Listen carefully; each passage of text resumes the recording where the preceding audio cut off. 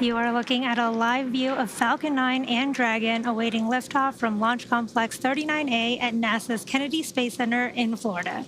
In just over 18 minutes, Falcon 9 will lift off, carrying Dragon and the CRS-31 mission to the International Space Station. Good evening, I'm Yomei Zhou, a lead propulsion engineer here at SpaceX. Dragon will deliver about 3 tons of science, supplies, and equipment to the space station and will return with over 4,000 pounds in about a month. After an almost 13-hour flight, Dragon will autonomously dock to the space station on Tuesday, November 5th at approximately 10:15 a.m. Eastern Time. This mission will mark SpaceX's 105th flight of 2024 and Dragon's 5th trip to the station this year.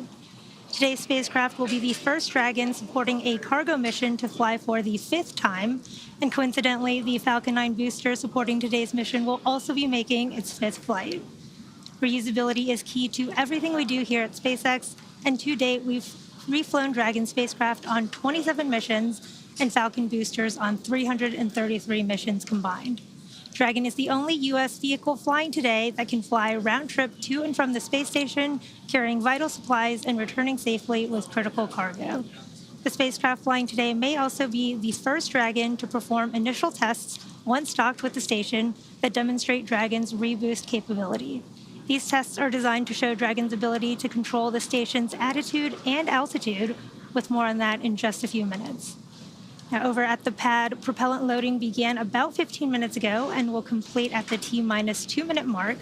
Weather is looking great with only a 30% probability of violating launch weather constraints. The eastern range is green and ready to support, and everything is looking good as we count down to an instantaneous launch attempt at 9:29 p.m. Eastern Time today. With that, let's check in with Joseph at NASA in Houston.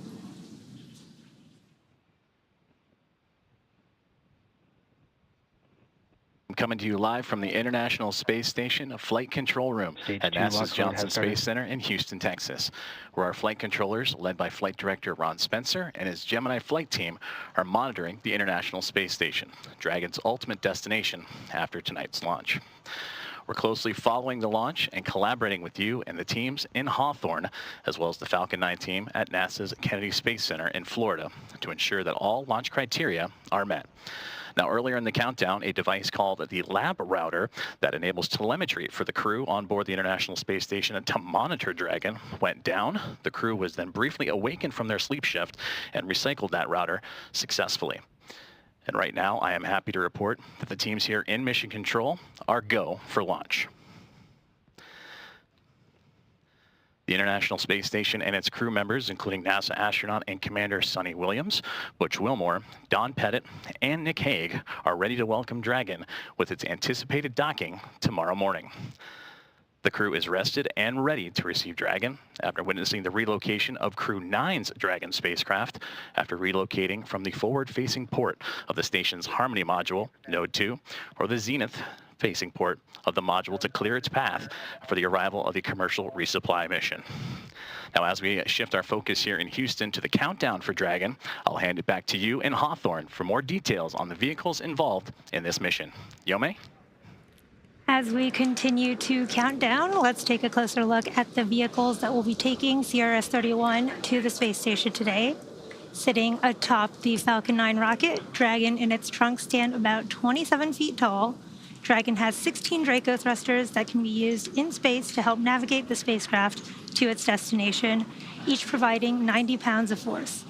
Dragon's trunk, attached below the spacecraft, holds solar cells that power Dragon while it's in free flight, and the trunk can also carry unpressurized cargo, which it will be doing today. About 50 seconds after separation, Dragon's nose cone deploy sequence will begin exposing its guidance navigation controls that help Dragon autonomously fly to the space station. The nose cone also houses the docking mechanism that will connect with the station. Dragon has played a significant role in advancing our future in space by safely transporting crew and cargo to and from the space station.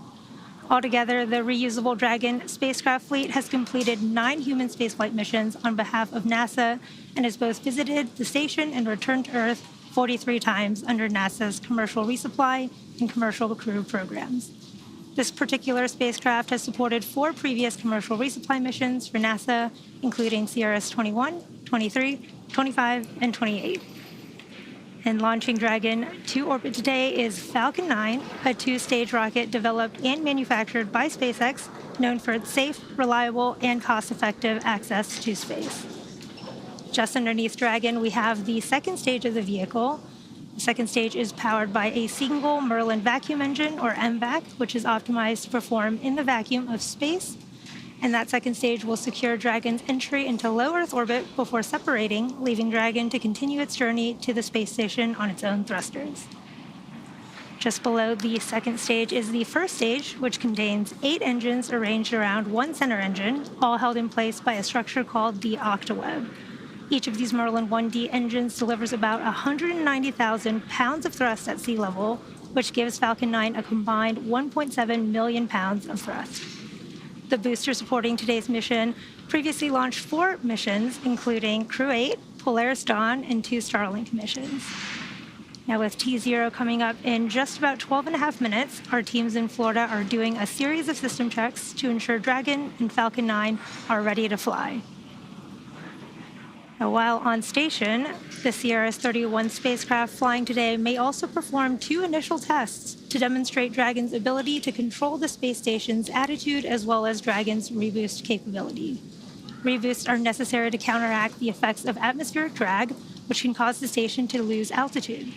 Once the station is in a configuration for SpaceX's reboost demo, the aft Draco engines in the service section will fire for just over 12 minutes and give the station a boost.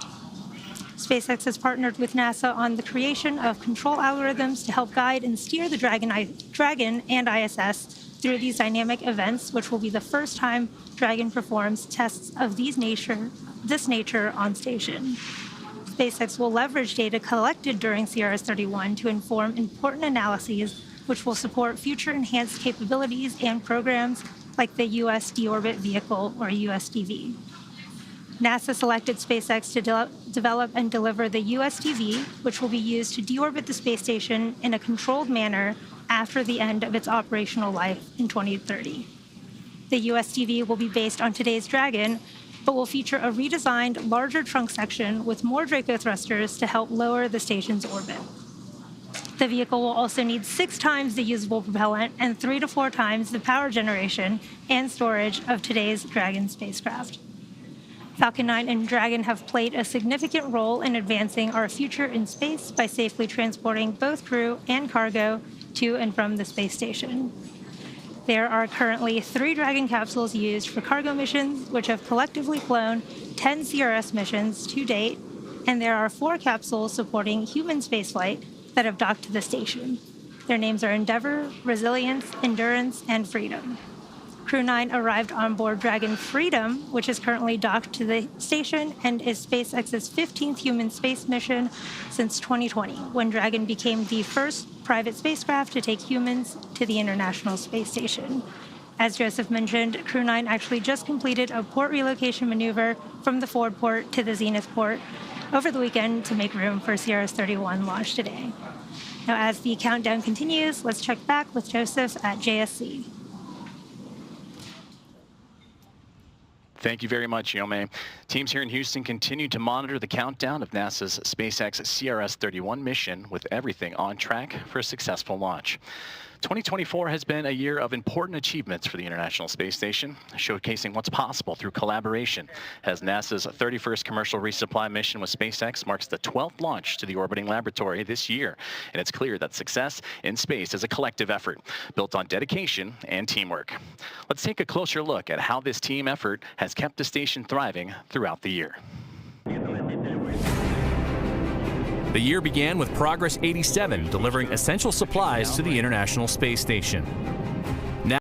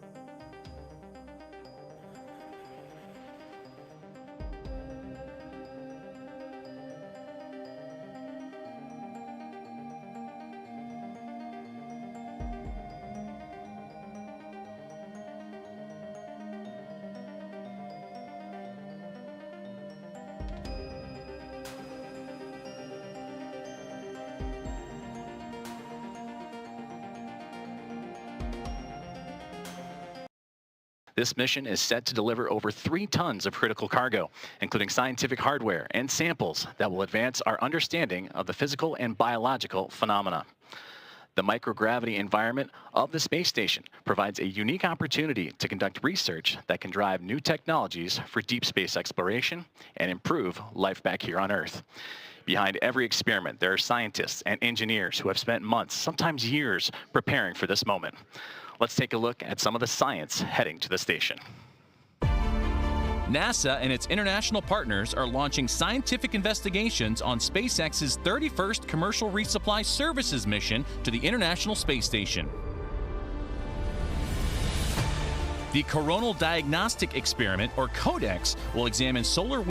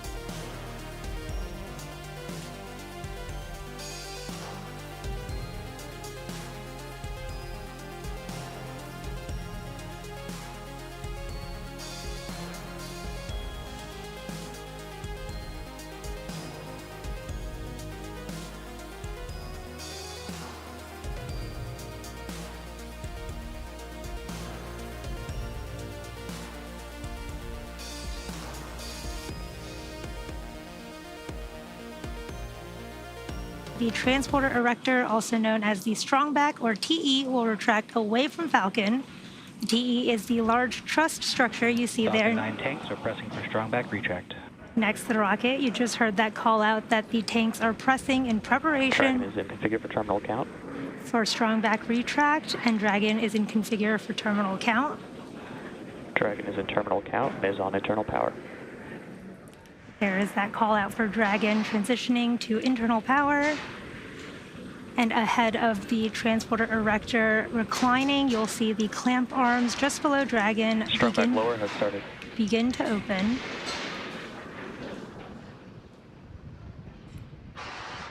Now, the transporter erector is designed to transport, raise, and support Falcon 9 at the launch pad and uses its umbilicals or flexible lines to route the vehicle's fluids, power, and telemetry from ground systems to the rocket and payload until Falcon 9 switches to internal power. There you can see those clamp arms beginning to open right under Dragon at the top of the second stage.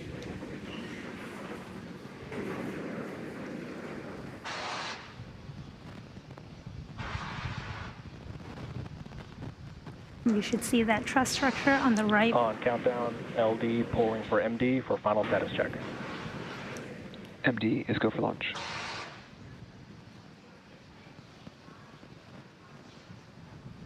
You see the transporter erector reclining from Falcon 9.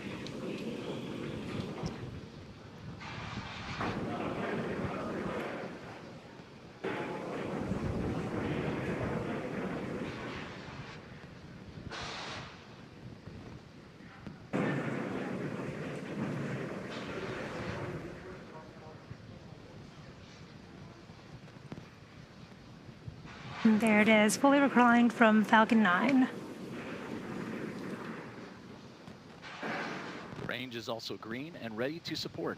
If for some reason we are not able to launch tonight, we do have a backup opportunity tomorrow, Tuesday, November 5th at 8:06 a.m. Central Time, 9:06 a.m. Eastern. At this point in the countdown, both the first and second stages are nearly fully loaded with 1 million pounds of kerosene fuel and liquid oxygen. At T-minus 60 seconds, Falcon 9 will be in startup. This means that the rocket's autonomous internal flight computers have taken over the launch countdown. And just inside T-minus 2 seconds, we'll light the Merlin 1D engines for liftoff. The vehicle continues to be healthy, and the Falcon 9 team is tracking no issues. Currently, the weather is green, and the range is ready to support at T0 at 9:29 p.m. Eastern Time. Weather is looking good, and in these last few minutes, Falcon 9 is performing final health checks on the primary communications, avionics, and propulsion systems ahead of launch. Stage 2, locks load complete.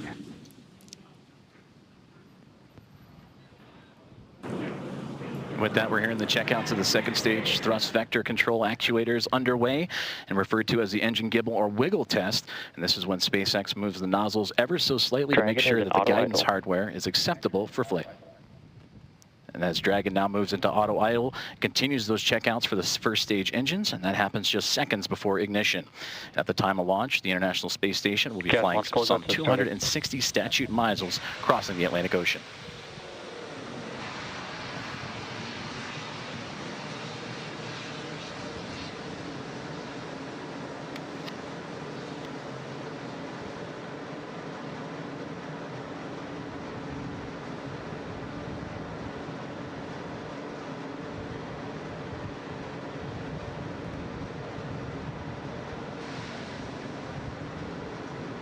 Falcon 9 is in startup. Dragon is in countdown.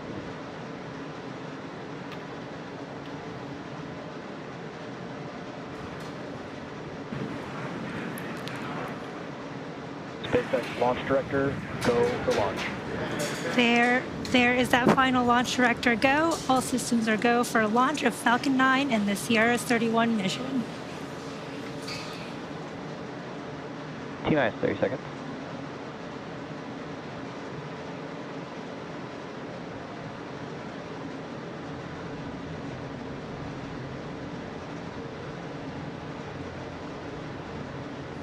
Fifteen seconds. T-minus 10, 9, 8, 7, 6, 5, 4, 3, 2, 1. Ignition, engines full power, and liftoff. Go SpaceX, go Falcon, go CRS. Vehicles pushing downrange. And we have liftoff. NASA's SpaceX 31st commercial resupply mission is on its way to the International Space Station, carrying science, supplies, and the spirit of exploration.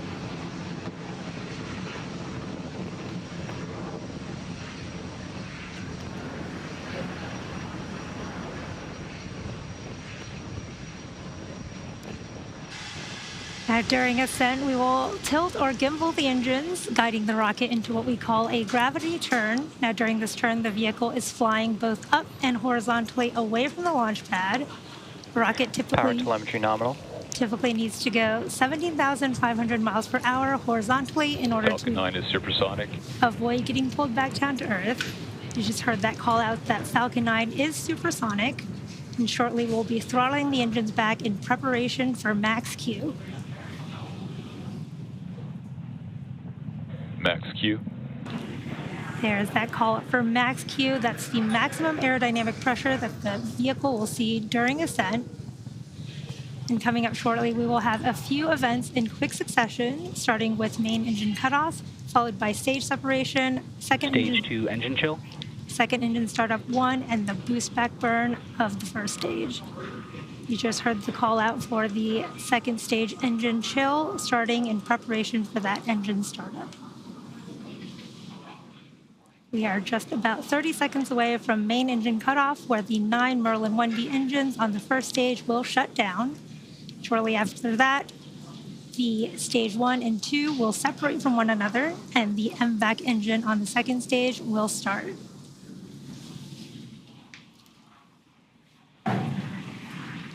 Second engine start 1 is when we ignite that single Merlin vacuum engine of the second stage.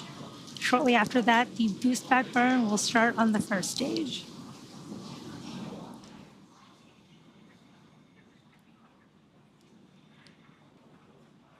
There's main engine cutoff. Main engine cutoff. Stage separation confirmed. Stage separation. Stage 2 startup. Stage 1 boost back startup. And there you can see a beautiful view of the concurrent second stage engine start along with the start of that first stage boost back burn. And really cool views from the second stage engine there. and the first stage.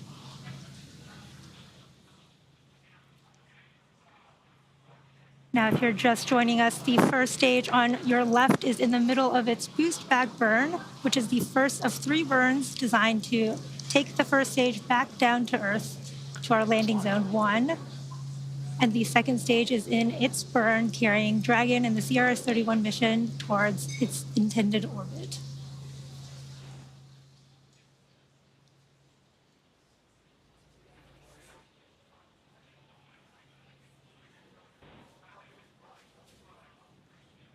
Stage 1 boost back shutdown. There is the end of that boost back burn. Again, that was the first of 3 planned burns of the first stage. And in about 3 minutes, there will be 2 additional burns, the entry burn and the landing burn of that first stage, to bring it back down to land at landing zone 1 at Cape Canaveral. We are at T plus 3 minutes and 55 seconds here in today's mission. CRS-31 is SpaceX's 105th launch this year, and we are coming up on the entry burn and then second engine cutoff of the second stage. Now, the entry burn is slated for a little over 2 minutes from now at the T plus 6.5 minute mark, and you should see that on your screen when the first stage performs it. And for that entry burn, we relight 3 of the 9 Vehicles M1D. are on a nominal trajectory. You heard that call out. Vehicles are all on a nominal trajectory. And again, for that entry burn, we will relight 3 of the 9 M1D engines, starting with the center E9 engines, followed shortly after by the E1 and E5 engines, which are on either side of it. And this burn will slow the vehicle down as it passes back into the Earth's atmosphere. And the reason we need to perform this entry burn is we need to slow down to reduce re-entry forces, which helps us to recover and reuse the first stage.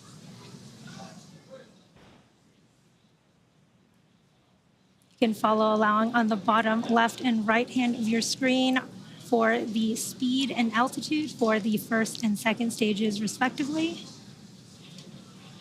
And the second stage, which you can see on your screen right now, is on its first burn. And this is what will be targeting the Dragon orbit, from whence, after Dragon's operation, Dragon will continue the rest of its journey to the International Space Station using its own onboard Draco thrusters.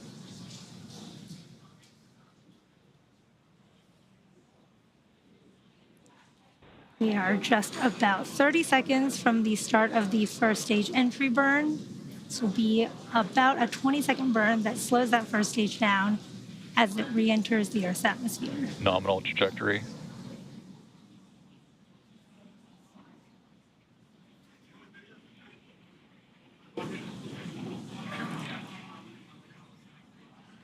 We are also currently in the middle of the second stage burn. We have about 2 minutes left in this burn.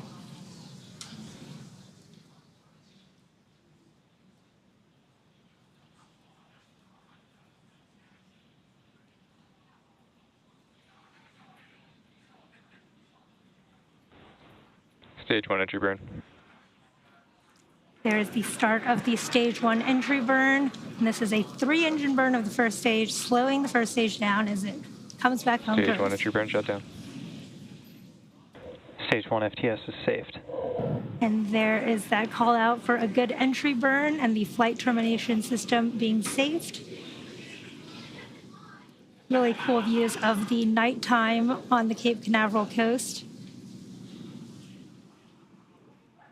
The first stage that's supporting today's mission has performed this entry burn for the 5th time. And Falcon 9 is the world's first orbital class reusable rocket. And this is important because it allows us to reuse the most expensive parts of the rocket, which drives down the access to space. We should see that landing burn starting in just a few moments.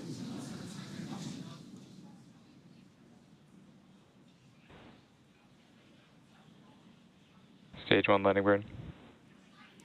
There is the start of the stage 1 landing burn.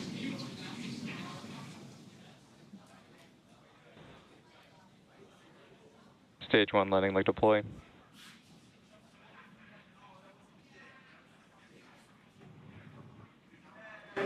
Stage 1 landing is confirmed.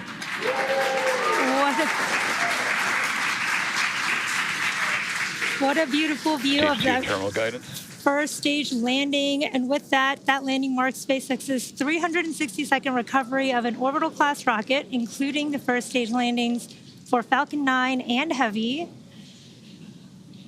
And we are coming up on second engine cutoff 1 here on the second stage in just a few moments.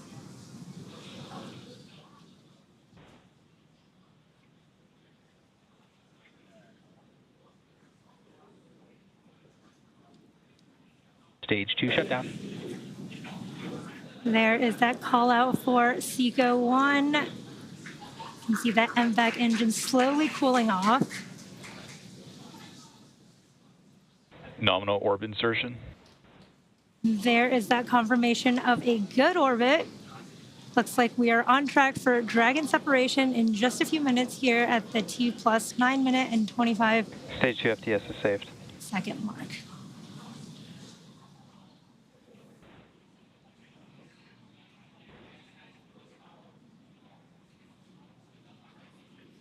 You can see that MVAC engine continuing to cool down.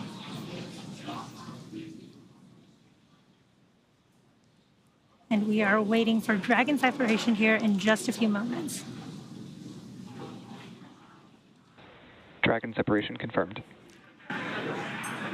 There is confirmation of Dragon separation. You could just see it floating away there.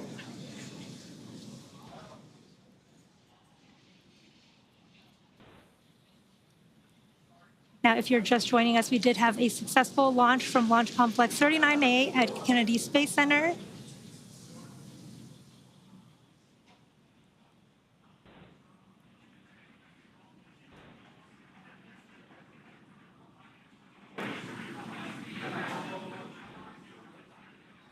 And everything has proceeded nominally so far. We had stage separation occurred at about 2.5 minutes into flight, and that was followed by a successful landing of Falcon 9's first stage on landing zone 1.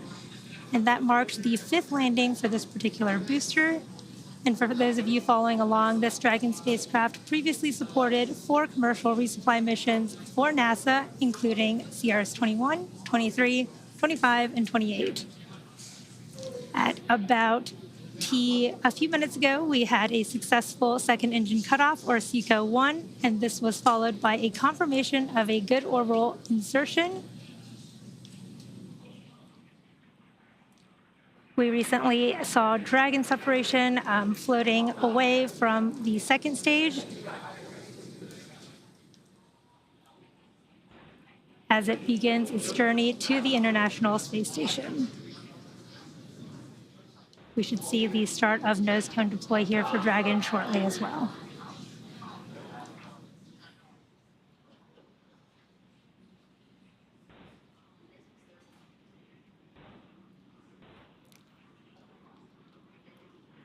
A very exciting sight to see. Dragon, you saw, was drifting away from Falcon 9's second stage, confirming spacecraft separation. Let's check in with Joseph as we prepare for nose cone deploy and preview what's in store for the rest of the flight. Thank you very much, Yome, and we're following along here from Mission Control in Houston. A wonderful launch of Dragon from the historic launch pad 39A at NASA's Kennedy Space Center in Florida. And it's great to see Dragon in orbit and starting its journey on the way to the International Space Station. We're continuing our coverage here in Mission Control Houston and awaiting for the nose cone to deploy. And that is currently about to begin here in just a few moments. The nose cone is at the very tip of the Dragon spacecraft. And once it's deployed, it will expose the 4 forward bulkhead Dracos. These Draco thrusters will execute a series of maneuvers necessary to raise Dragon's orbit and meet up with the International Space Station, and all that will begin in a little over half an hour from now. Now, for Dragon overall, it is carrying well over 3 tons of cargo that is heading to the International Space Station and the Expedition 71 crew, and that includes crew supplies, of course, science investigations, spacewalk equipment, vehicle hardware, and computer resources. And one thing that the Dragon is carrying also is a lot of food for the crew on board, and a common and fun question we get here at NASA is what kinds of delectables are inside Dragon and are on their way to the station for that crew who are anxiously awaiting them. And we did receive note that there is a fresh food kit that includes some fruits and vegetables, much like citrus and apples, some blueberries, sweet onions, and all that on its way inside Dragon right now. There are also 4 zipper crew kits, including crew preferences of coffee. With the holidays arriving, there is 1 bulk overwrap bag, or bob, that features special occasion holiday items like lobster, crab, and quail. In addition to these items, there are also 110, that's right, 110 bulk overwrap bags containing standard food menu items, as well as some crew preference choices along the way. Now, as we take a look at the control rooms that are monitoring Dragon's progress and the International Space Station, there on your left, the International Space Station Flight Control Room, which is where we are here in Mission Control Houston. And then, of course, on the right, the teams in SpaceX monitoring Dragon's journey. And now this journey is going to continue on into the early morning hours and through the phasing burns that will be required to get Dragon to the space station by both teams, and then they'll come together jointly just before docking to work and connect the cargo craft to the orbiting laboratory. And we're continuing to await the nose cone deploy of the Dragon craft as we continue to monitor everything here from Mission Control Houston. Now, we mentioned a series of burns required for the spacecraft once it reaches orbit, which it just did. And now in about 30 minutes or so, we will see that first round of what will be 5 burns that will take Dragon onto its next phase of the mission. So as we continue to await the confirmation of nose cone deploy, let's take a closer look at the next several hours and what's in store for the Dragon spacecraft. Now, immediately after Dragon is separated from the Falcon 9, it begins what we call the activation and rendezvous phase of the mission. And during this phase, Dragon is configured for on-orbit operations. And this phase begins after the separation of Dragon from Falcon 9 and ends with the completion of the final co-elliptic burn. Our initial orbit today is 190 kilometers by 210 kilometers. And with those values representing the perigee and apogee of the orbit, or the lowest and highest points over Earth. That means the orbit isn't a perfect circle, but more like a very slight ellipse. Now, over the next several hours after liftoff, Dragon will execute a series of burns, which will gradually raise its orbit to align more closely with the station. And there are 5 major burns, or firings, of those Draco thrusters on Dragon that will bring the spacecraft close to station before we begin those final approach maneuvers. As we take a look inside the nose cone of Dragon as we speak, as the nose cap is opening right in front of us, and continuing to watch the nose cone deploy, again exposing those forward bulkhead thrusters that will begin those 5 phasing burns for the spacecraft, and we will get video back as soon as possible. But to quickly take a look at some of those burns as the nose cone approaching the about halfway point of opening. The first burn is the phase burn, and that's the first major one that's going to come in about 33 minutes from now, and that's performed at the apogee, or the highest point of the initial orbit, and will raise Dragon's perigee, or lowest point, to a higher altitude. And then from there, we'll transfer over to the boost burn, which will happen in the early morning hours. The next burn, based on what our orbital data will show us, is that'll raise Dragon's orbit until its orbit reaches an altitude that is just 10 kilometers lower than the space station. And from there, we'll move into burn number 3, the close co-elliptic burn. And that's followed soon by to place Dragon on an orbit roughly co-elliptic with the International Space Station. And this means that the crew will be about 10 kilometers lower than the space station itself during the entire orbit around the Earth. And then we move into burn number 4, which will be the transfer burn. And this is called the transfer burn, where we will be raising Dragon's apogee, or again, the highest point of its orbit, to just 2.5 kilometers below the station. As we continue to monitor the nose cone deploy of Dragon as we speak, about 3/4 of the way there to transfer us into the burn breakdown of the fifth burn, the final co-elliptic burn. And that is where we will round out everything with that final co-elliptic burn to once again maintain a constant orbit beneath the station, this time just 2.5 kilometers below. And then from there, Dragon will get ready to line itself up, fine-tuning its way before docking in the early morning hours of tomorrow. And that'll start with the approach initiation and then make its way on to waypoint 0. As we continue coverage in a successful on-time launch of NASA's SpaceX 31st Commercial Resupply Services mission en route to the International Space Station. As nose cone deploy just a moment away from locking into position.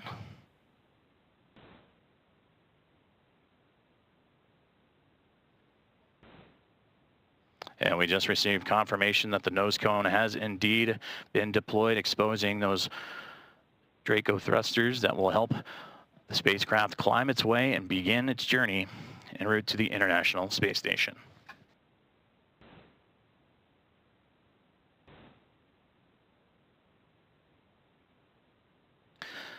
Now that the nose cone is deployed, Dragon is ready for its phasing burns to the International Space Station with a successful orbital insertion. And I'm now joined by Bill Spetch, Operations Integration Manager of the International Space Station. Bill, thank you very much for joining us. Great to be here. We've discussed the crucial role of collaboration, teamwork, and dedication in making missions like this